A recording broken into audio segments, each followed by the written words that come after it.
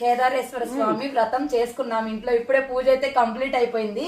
ఈ రోజు స్వామి వారికి మేము ప్రసాదాలు వచ్చేసి పులిహార, పొంగలన్నము,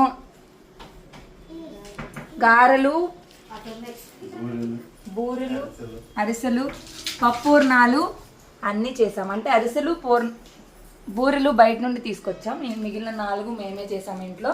అలాగే ఈరోజు అన్నము, టమాటా పప్పు, తోటకూర పప్పు, గోంగూర పచ్చడి, కొత్తిమీర పచ్చడి, అరటికాయ వేపుడు చేసాం. అలానే పూజ చాలా బాగా జరిగింది. మా ఇంటికి ఎంతమంది వచ్చారో చూడండి. మా ఆడపడుచు వాళ్ళు, మా చిన్నత్తయ్య వాళ్ళు, మా తోడుకోళ్ళు, మా అత్తయ్య మా వాళ్ళ ఇంట్లోనే ఉంటారు.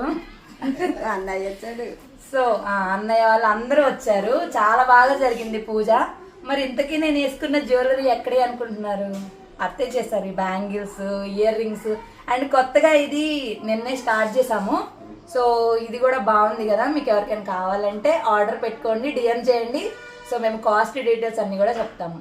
అందరికీ మళ్ళీ కార్తీక మాసం శుభాకాంక్షలు.